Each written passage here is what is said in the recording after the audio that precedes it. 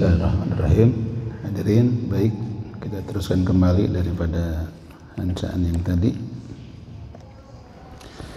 Jadi kata tadi, wa alaika bil husu'i bi sholatika, mesti kepada engkau bil husu', dengan husu' bi sholatika, di dalam sholatnya hendak.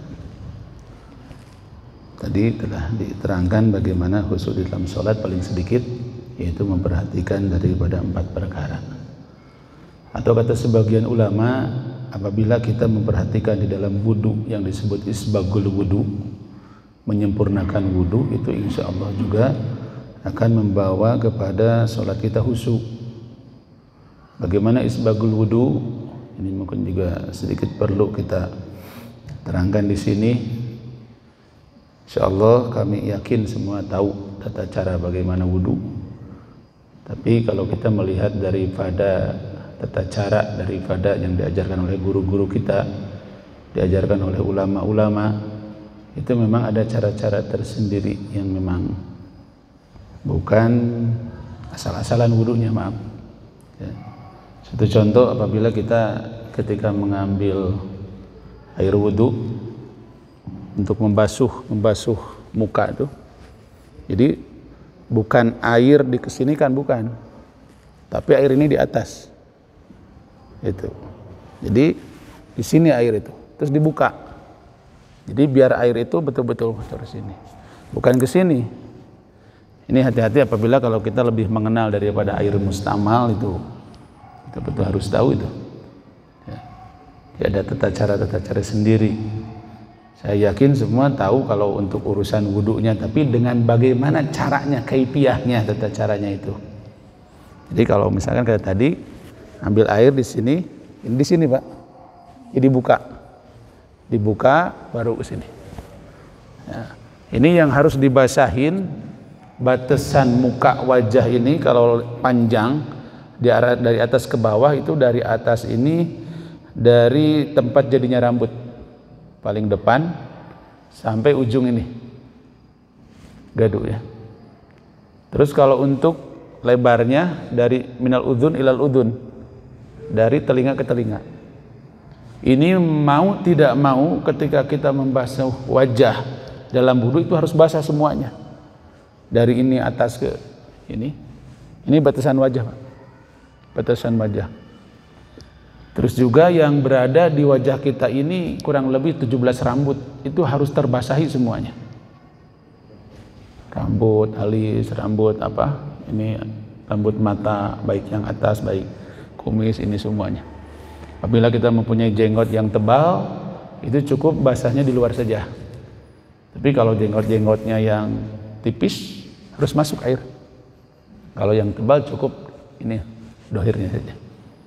Itu diantara. Itu sebagian daripada kalau kita betul-betul memperhatikan wudu, itu akan menjadikan sholat kita khusyuk. Dikatakan kalau bahasa Arab isbagul wudu, yaitu menyempurnakan wudu. Ya. Apalagi apabila ketika musim dingin.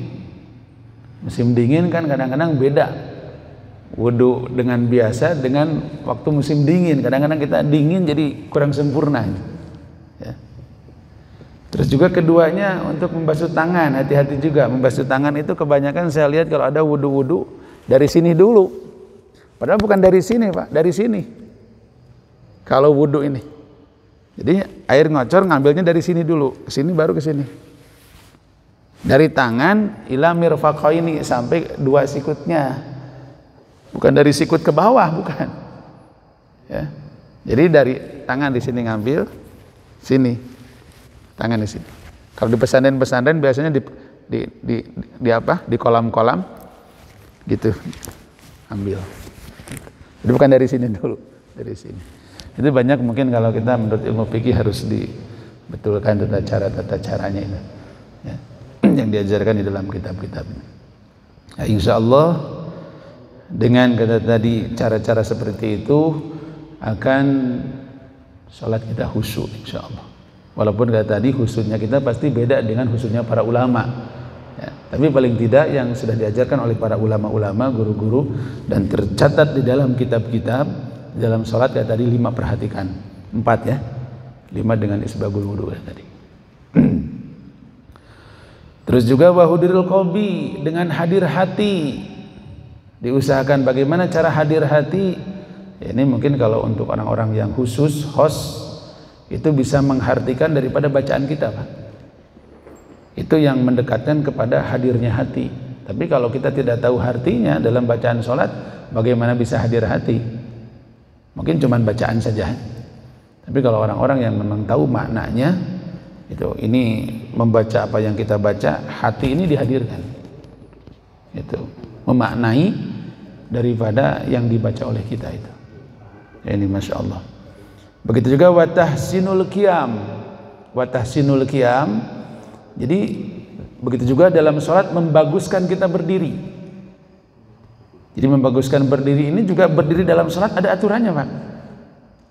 Maaf, kadang-kadang saya lihat ada yang sholat terlalu mukanya, kaki ini terlalu renggang, ini harus betul-betul ada aturannya itu. Terus bagaimana kita rapat? Jangan, kalau laki-laki, kalau perempuan harus rapat kakinya. Kalau laki-laki harus renggang, tapi renggangnya seukuran gimana? Nah, renggangnya seukuran begini, Pak. Kita bisa ini kaki kita nih seukuran begini. Jangan terlalu renggang juga, seukuran ini.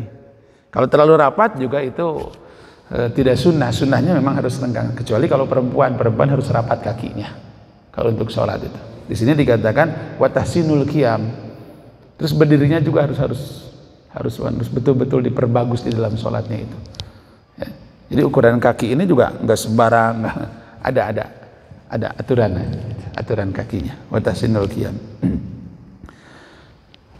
Terus watartilu qiraah watadabburiha. Begitu juga pembacaan, ya kalau kita khusus belajar ya harus tartil, terutama di dalam pembacaan Al-Fatihah. Betul-betul tartil. Kalau bisa juga watadabburiha, itu mengerti pada maknanya. Ya paling tidak kata tadi, kalau tidak tahu maknanya semuanya, yang 4 tadilah yang telah diterangkan tadi. Paling tidak. Ya, itu insya Allah akan membawa kita kepada kehusuan sholat. Terus wa itmamu ruku, kata Imam Haddad, juga menyempurnakan ruku. Nah, ruku ini, Pak, jadi kalau betul ruku ini kayak papan begitu dah. Jadi yang namanya kepala itu yang kita lihat itu tempat sujud atau kedua mata kaki kita nih. Jempolnya apanya? Jadi ibu kaki yang kita lihat atau tempat-tempat sujud. Jadi bukan begitu. Kita begini terus kepala bukan begitu. Jadi betul-betul harus seperti papan kalau dikatakan di dalam kitab ini. Di sini menyempurnakan ruku itu seperti apa di sini? Wa itma'u ruku, menyempurnakan ruku. Berdiri ada aturannya. Kata tadi hadir hati. Begitu juga pembacaan tartil. Wa itma'u ruku wa sujud, menyempurnakan ruku dan sujud. Sujud ini ada anggotanya, Pak. Anggota sujud ini ada 7. Mau tidak mau yang 7 ini harus disujudkan.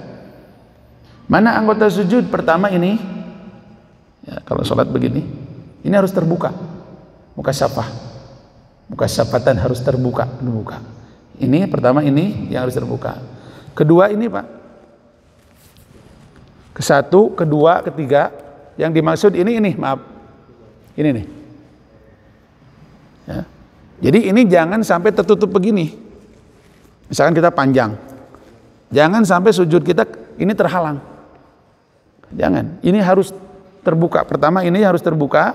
Makanya maaf kalau misalkan kita tidak pakai kopiah, kalau rambutnya pendek nggak masalah. Ini yang rambutnya panjang ini hati-hati nih. Rambutnya panjang. Nanti terhalang ininya. Ini harus terbuka. Jangan sampai. Ini maksudnya kalau kita pakai kopiah ini agar supaya ini rambut nggak ke bawah. Tapi kalau pendek nggak masalah. Gitu. Yang panjang biasanya ke sini kan. Gitu. Ataupun pakai kopiah misalkan begini, ini nggak benar. Dipakai sujud ininya. Ini anggota sujud ini ada 7. Pertama 1 ini 2, 3. Ini tidak termasuk. Boleh pakai cincin di sini. Terhalang juga nggak apa-apa. Sebab ini yang. Cuman kalau begini, Misalkan panjang ininya, nggak boleh ini. Ya.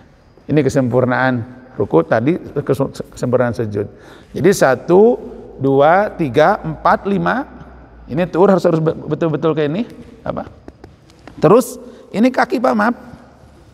Jadi 1, 2, 3, 4, 5. Terus ini. Maaf. Ini nih kaki-kaki ini. Ini bagaimana kita bisa sujudnya? Kena 1, 2 atau 3 boleh. Tapi ini harus disujudkan, jangan sampai begitu. Tapi harus ditilep. Itu anggota sujud. Mau tidak mau itu di dalam sujud. Makanya di sini dikatakan sempurnakan wa'itma'ur ruku wal sujud, sempurnakan ruku dan sujud. Ya. Jadi balik sholat kita khusyuk, hati kita hadir, membaguskan kita berdiri waktu sholat dan juga membaguskan bacaan dan menyempurnakan ruku dan sujud, wasairil arkan, dan begitu juga menyempurnakan daripada rukun-rukun sholat. Rukun-rukun sholat ini kata Imam Syafi'i atau dalam ilmu fikih itu ada 17. Ya, ada 17. Wal muhafadhu ala sunani wal adab allati nadabaka syar'u ilal amal biha fi sholatika wal ihtiraj amma yujibu naqsun fi sholati aw yaputu bihi wujudul kamal fa innaka idza fa'alta dalika kharajta sholatuka baydo musfirah. Apabila kita betul memperhatikan cara-cara sholat yang benar seperti tadi diantaranya itu Pak, Masya Allah, sholat ini ada batiniyahnya. Jadi ketika kata Imam Haddad fa innaka idza fa'alta dalika, maka sesungguhnya engkau apabila engkau mengerjakan dalika daripada yang tadi telah diterangkan, kesempurnaannya, cara berdirinya, cara rukunya yang benar dan juga bacaannya, itu kharajat salatuka baydo musfiroh. Itu kita mungkin tidak bisa melihat, akan keluar daripada salat kita baydoh musfiroh, yaitu cahaya putih yang sangat memancar keluar, sampai-sampai cahaya ini takulu, kata Imam Haddad, hafadokallah kama hafaddani. Jadi si cahaya ini sampai mendoakan kepada orang yang sholatnya tadi, sampai mengatakan hafadoka, semoga menjaga kepadamu siapa Allah, semoga Allah menjaga kepadamu kama hafaddani, seperti apa kamu menjaga daripada aku. Kata cahaya yang keluar ini. Cuman kita namanya orang-orang kita matanya banyak dosa nggak kelihatan Pak, kecuali sama wali-walinya Allah. Jadi kalau kita betul sholatnya seperti tadi yang diperhatikan, itu akan keluar cahaya, cahaya ini mendoakan kepada kita sendiri. Semoga Allah menjaga seperti kamu menjaga daripadaku, kata sholat itu. Dan apabila maaf di sini wa illa, apabila kita tidak memperhatikan daripada kesempurnaan sholat, asal-asalan lah sholatnya, taruh naudzubillah summa naudzubillah, di sini juga wa illa kharajat sauda mudlimah, akan keluar cahaya yang sangat gelap.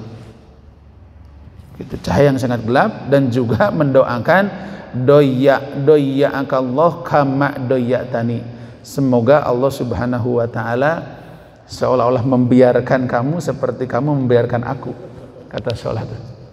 Ya, ini naudzubillah summa naudzubillah. Ini kalau kita tahu Pak, setiap pekerjaan kita mungkin kita cuma melihat bisa dohir, tapi batin ada hikmah-hikmah tersendiri. Seperti satu contoh Pak, urusan sodakoh, urusan kita memberi. Itu setiap kita memberikan sesuatu, itu berbicara yang diberikan oleh kita itu. Kita mungkin tidak bisa mendengar.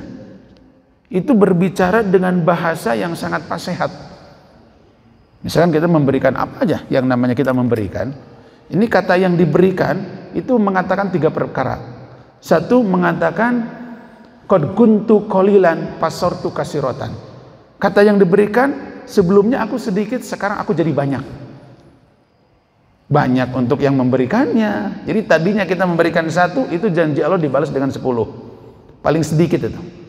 Ada yang 1 dibalas dengan 100, ada yang 1 dibalas dengan 1000, ada yang sampai 7, ada yang sampai asnaf-asnafnya tinggi sekali.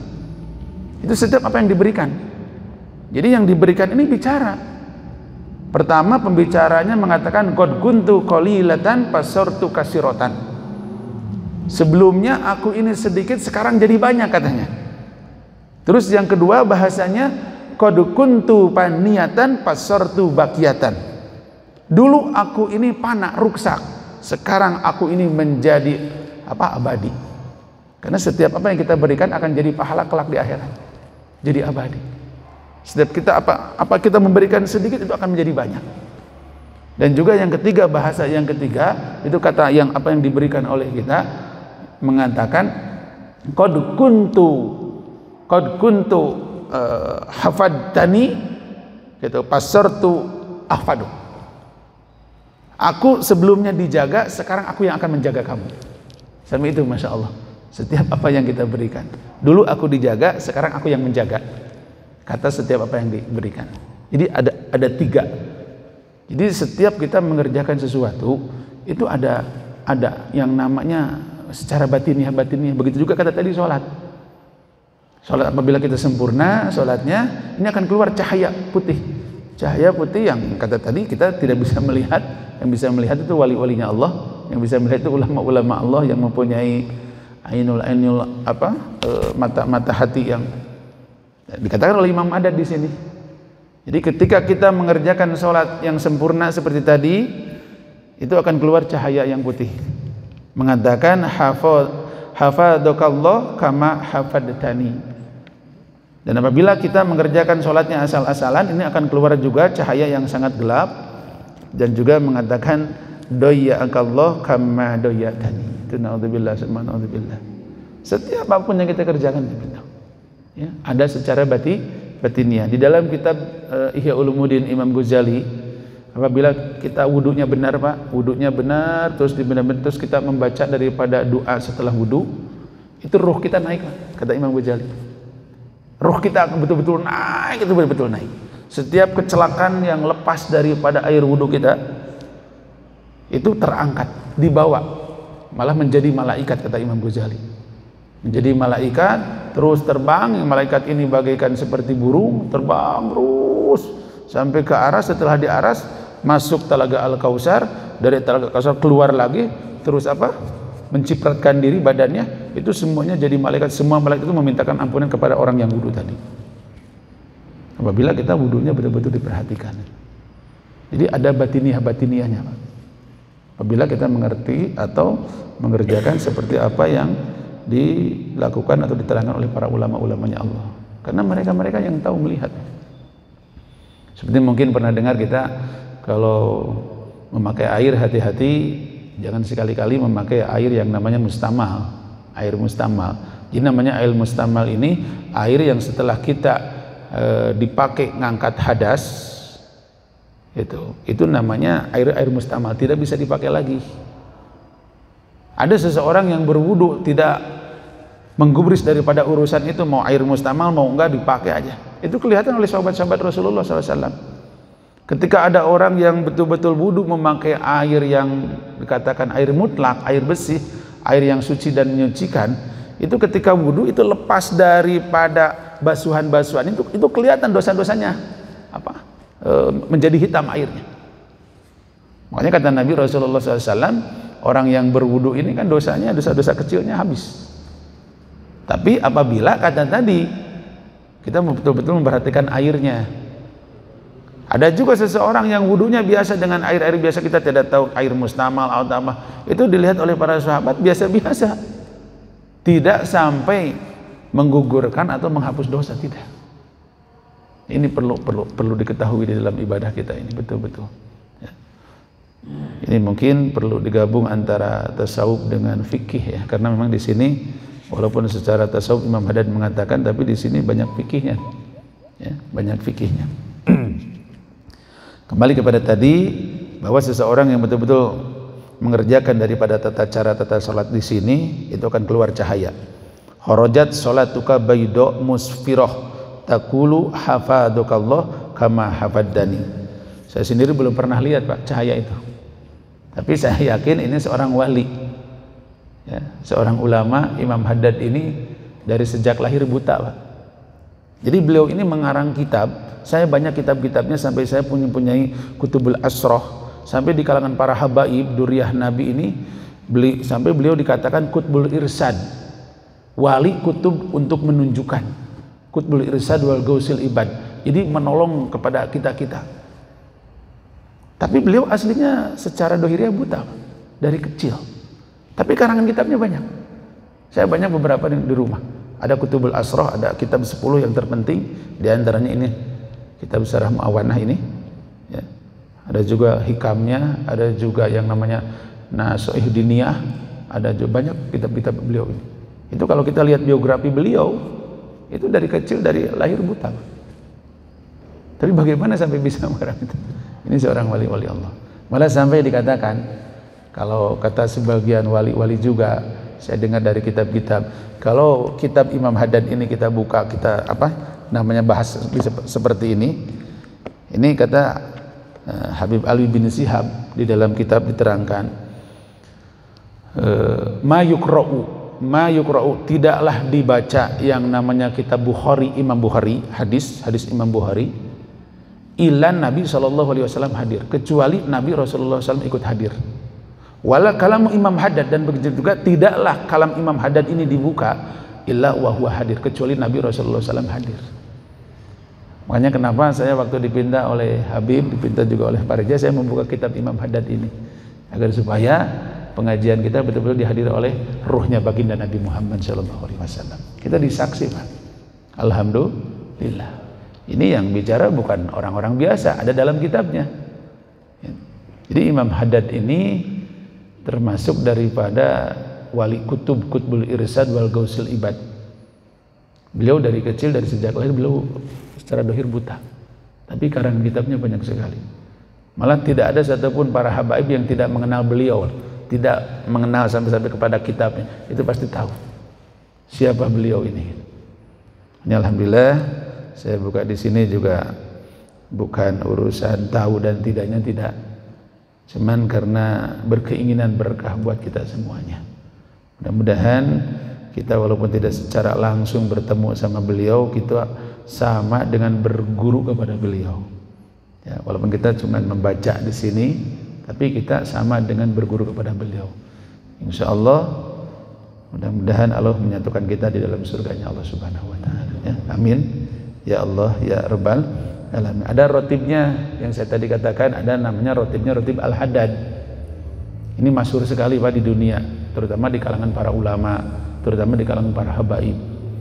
Makanya kalau bisa saya berharap untuk memakmurkan masjid itu dibaca misalkan waktu-waktu pada Isya atau setelah ini. Itu kalau kita baca nggak lama Pak, paling cuma 10 menit. Tapi insya Allah bakal terasa bagaimana keberkahan untuk kehidupan kita, untuk keluarga kita.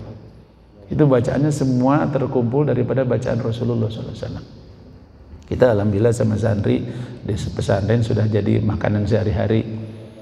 Yang namanya kata tadi doa fajar, wirdul latif, rotib, itu alhamdulillah. Yang berharap dan sangat berharap, sampai ada Habib Muhammad bin Soleh, beliau mengatakan barang siapa yang membaca rotibnya beliau, itu kelak kita meninggal, kita mati, beliau akan memberikan syafaat kepada kita. Itu yakin kata beliau itu, apabila kita membacanya. Ya. Ini mudah-mudahan harapan kita, karena kita yang jelas dan pasti kita mengetahui amal-amal kita seperti apa Pak. Amal kita seperti apa? Kalau kita tidak bertakluk kepada ulama-ulama, tidak bertakluk kepada wali-wali, bertakluk kepada Rasulullah, siapa yang akan menolong kita? Itu sudah pasti kematian kita akan. Cuman kalau kita bertakluk kepada orang-orang yang mulia, itu kita yakin. Karena Allah sendiri di dalam sebagian ayat mengatakan wabtagu ilaihil wasilah.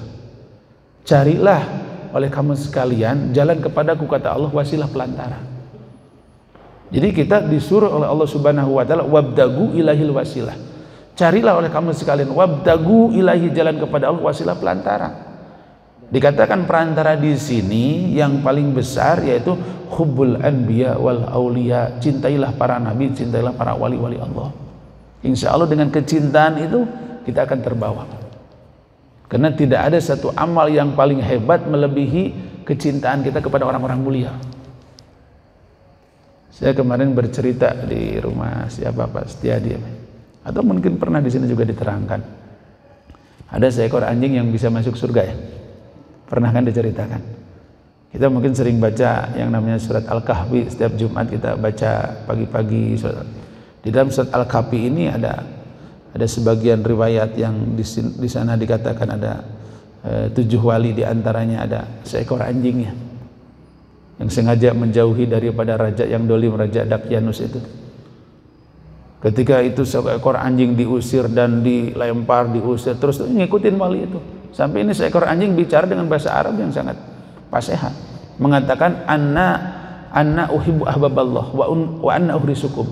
Aku mencintai wali-wali Allah dan aku yang akan menjaga, kata seekor anjing ini.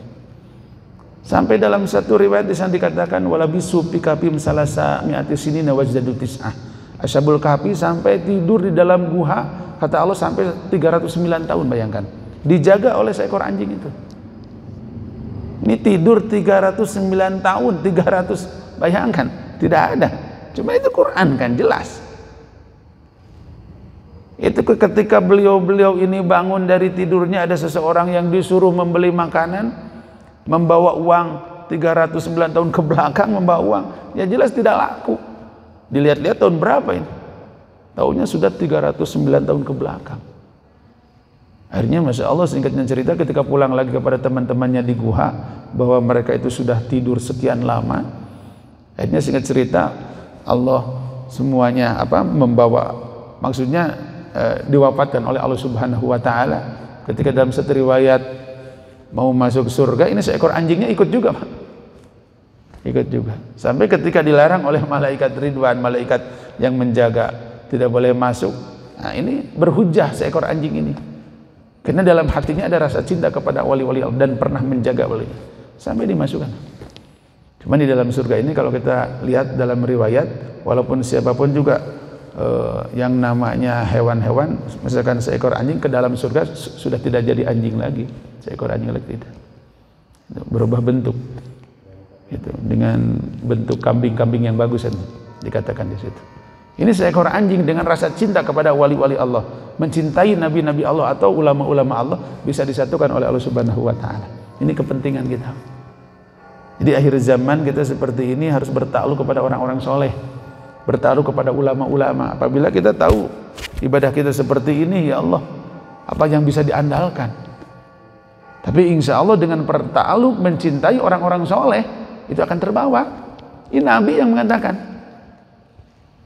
Abu Darda ketika itu beliau kepada Rasulullah SAW mengatakan, ya Rasul, inna rajula yuhibbul qaum. Ya Rasul, ada seorang laki-laki mencintai satu kaum. Itu. Walakin tetapi ya Rasulullah, seorang laki-laki ini la yastati'u ayyamala bi amalihim. Tapi ya Rasulullah, seorang laki-laki ini tidak mampu beramalnya seperti kaum itu. Ada seseorang mencintai satu perkumpulan para ulama, mencintai para ulama, mencintai para wali-walinya Allah.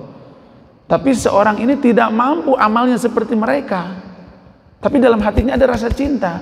Bagaimana kata Nabi Rasulullah SAW? Ya Abu Dar, hai Abu Dar, anta ma'aman ahbabda. Engkau akan bareng bersama orang yang dicintai. Nah, ini Masya Allah Pak, kepentingan kita. Jadi jangan sekali-kali kita ada rasa benci kepada orang-orang soleh, hati-hati. Ya.